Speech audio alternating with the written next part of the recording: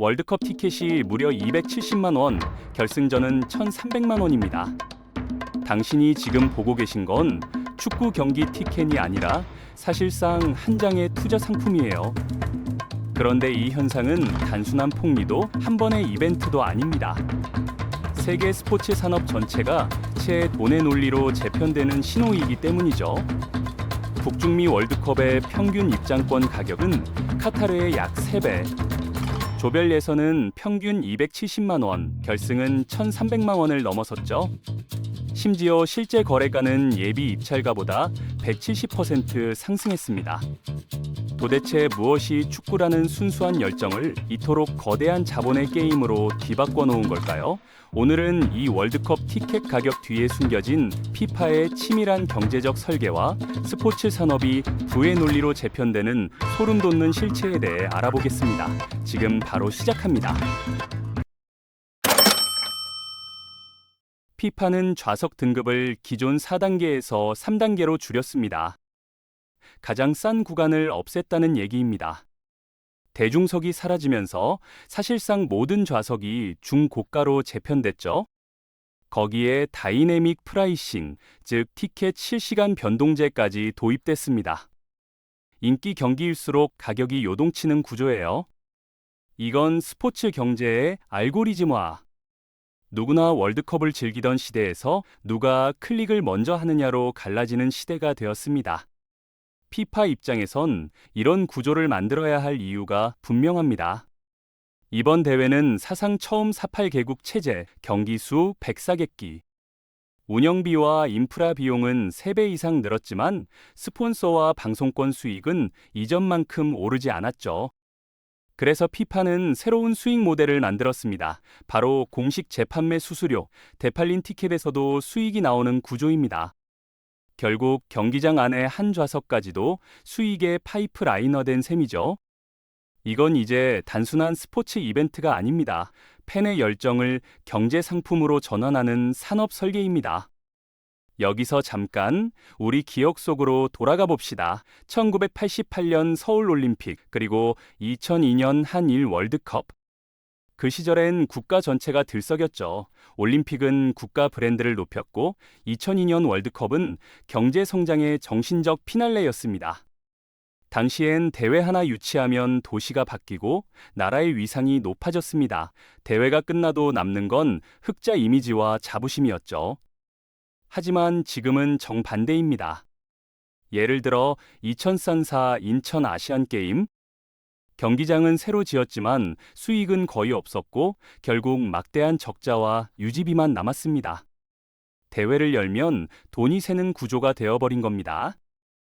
이제 대형 국제대회를 유치하겠다는 도시가 점점 줄어들고 그래서 공동개최가 세계의 트렌드로 바뀌었죠. 북중미 월드컵처럼 미국, 캐나다, 멕시코 세 나라가 나눠 치르는 이유가 바로 그겁니다. 하나의 나라가 감당하기엔 너무 비싸다. 앞으로 열릴 2030년 월드컵 역시 예외가 아닙니다. 모로코, 포르투갈과 스페인이 공동 개최를 확정했죠. 하지만 스페인 북부의 도시 산 세바스티안에서는 주민들이 피파에 공식 성명서를 제출하며 반대 의견을 냈습니다. 이 도시의 사람들은 이렇게 말했습니다. 우린 관광객의 도시가 아니라 우리가 사는 도시를 원한다. 지역 경제보다 삶의 질이 더 중요하다는 메시지죠. 이건 단순한 지역 이슈가 아닙니다. 전 세계적으로 대형 이벤트에 대한 열기가 식고 있다는 증거예요. 이제 사람들은 묻습니다. 정말 이런 행사가 우리에게 필요할까? 과거엔 유치 자체가 자긍심이었지만 이젠 그것이 시험 부담과 손실의 상징이 되었습니다. 피파가 48개국 체제로 확대한 이유는 간단합니다. 더 많은 시장이 필요하기 때문이죠. 그중 피파가 가장 공들이는 건 찐 중국입니다. 인구 14억, 기업 스폰서 1000국. 피파는 중국을 위해 예선 구조를 바꾸고 광고권 구조도 재편했습니다. 하지만 정작 중국은 2002년 이후 5번 연속 월드컵 진출에 실패했습니다. 이번에도 북중미 모델을 밟지 못하죠. 그럼에도 불구하고 중국 기업들은 수백억을 들여 피파 후원, 스타디움 광고, 방송 중계까지 전방위로 참여합니다.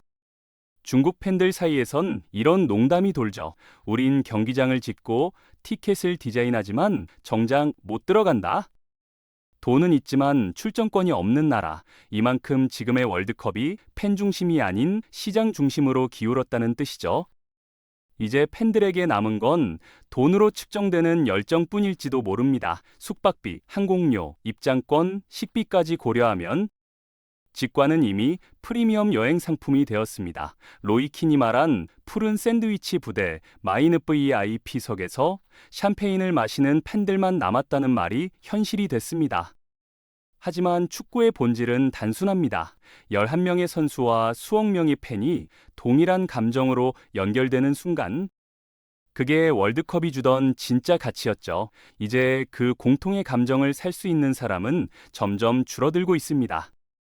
경제학에서 가격은 단지 비용이 아니라 욕망의 반영입니다. 사람들이 기꺼이 지불할 의향이 클수록 가격은 오릅니다. 월드컵 티켓은 그래서 지구촌의 욕망 지표라 불러도 됩니다. 하지만 지금은 그 욕망이 한쪽으로만 쏠리고 있죠. 과거의 월드컵이 공통의 열정이었다면 이제는 경험 격차를 드러내는 상징이 되고 있습니다. 역설적으로 지나치게 성공한 산업이 자신의 뿌리를 잃어버린 셈이죠. 1988년 서울은 세계의 박수를 받았고 2002년 한국은 꿈을 이뤘습니다. 하지만 2025년 오늘 우린 조금 다른 질문을 던져야 합니다. 이제 월드컵은 누구의 축제인가? 비싼 티켓과 차가운 시장 논리 속에서도 우리가 정말 지켜야 할 건 함께 느끼는 열정의 기억 아닐까요? 월드컵 티켓 한 장은 이제 단순한 입장권이 아닙니다. 그건 세계 경제와 인간 욕망이 교차하는 가장 작은 시장이에요. 당신이라면 월드컵 티켓 얼마까지 낼 의향이 있나요? 댓글로 여러분의 생각을 남겨주세요. 다음번 영상에서는 스포츠가 돈이 되는 방식의 진짜 구조를 파헤쳐 보겠습니다. 리치코드였습니다.